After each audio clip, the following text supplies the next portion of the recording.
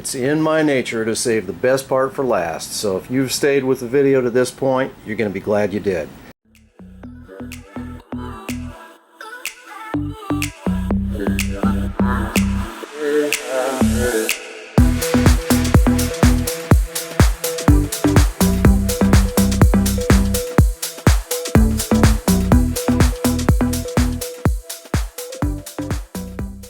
So zoom in on the cells. Let's go in instead of out. That'd be better.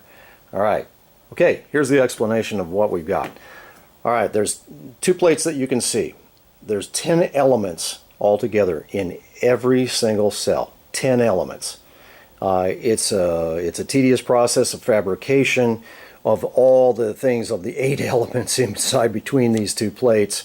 So you've got, and I'll cover that in just a second. So initially you start with a redox reaction, a very light redox reaction. You've got a donor plate here on this end, which is your anode, and this is your cathode here, which is a very high grade of graphite.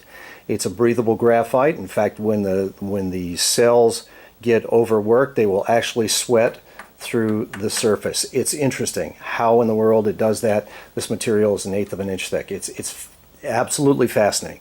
Okay, so anyway, you've got your anode and cathode. So your anode wants to oxidize and give off some electrons, and the cathode is ready to receive them. But what does it have to go through? All right, I've got a dielectric electrolyte in there. It's in the form of kind of a sticky gel, for lack of a better term. They think of it like that. It's a sticky gel formation, which also has silicon crystals inside that gel. Now, silicon, when it's activated electrically, can expand up to 300 times its normal size. That expansion has to go somewhere. That's been the problem of everybody. Where in the world does that expansion go on the silicon once you activate it? Because it increases the charge carriers, which allows the electrons to flow from plate to plate faster or at a higher rate. So if you don't have some kind of a mechanism to take care of that expansion, you're just going to get fracturing. And fracturing is going to destroy whatever you're doing, the cell. It's going to destroy the cell itself. So where does the expansion go? It goes in the gel. Yeah, it's as simple as that. It goes in the freaking gel. Okay, so that expands. The charge carriers increase. The growth, goes crazy on the silicon.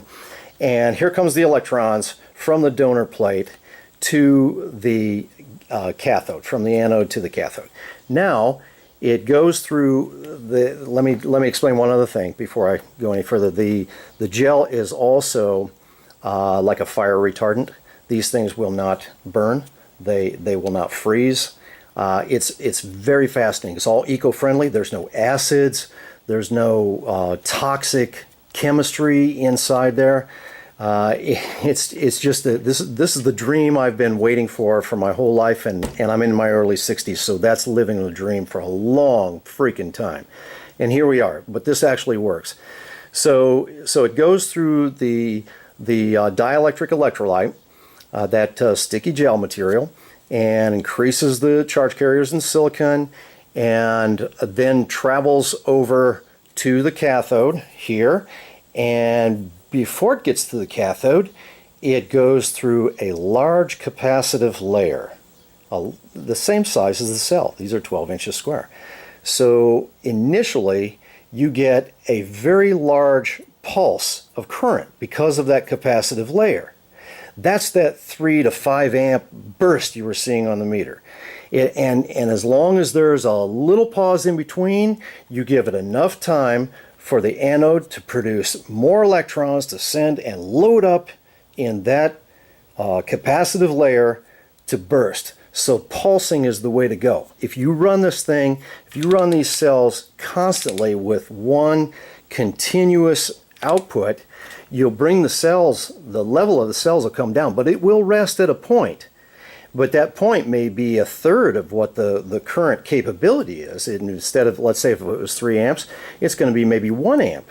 Now it's a continuous 1 amp, and that's cool, but still, I mean, with a couple amps more, there's a lot more you can do. So pulsing it is a critical point.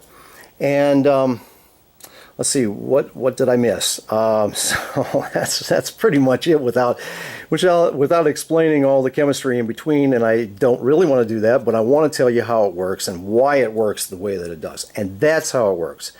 When you're not putting the cells under a load, the dielectric electrolyte has a tendency to shut down the cell. I don't know how to, it cuts down the redox reaction.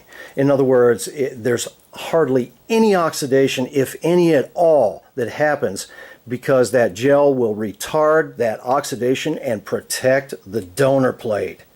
Who has ever heard of that? There is nothing like these anywhere. I don't care who's working on what, nobody's got anything like this. And we need to go further with this. We need to produce this thing on a large scale. Everybody needs to have something like this. This, I see where this could be a replacement for solar. Instead of having the expense and the liability of panels all over your rooftop and then all that cost for installation and maintenance and everything, imagine a couple of boxes in your basement or garage that has these cells, and they're all connected and they're charging up something like I mentioned earlier, like a Tesla Powerwall or something comparable to that, or whatever to pulse 24 hours a day. If you're running something constantly, you've got to use like maybe 15 to 20% off the top of the production of these cells. So if you do that, the cells will never drop. They'll never drop. They'll give you that load, you'll power your load or whatever it is that you're doing, and they won't drop. They'll hold there and hold there, just like I was telling you that I run this machine for days on end just on these cells. Now, the caps are good. I mean, don't get me wrong. The ultra caps are good as an intermediary storage medium. It could be lithium batteries or whatever, but the ultra caps charge up fast.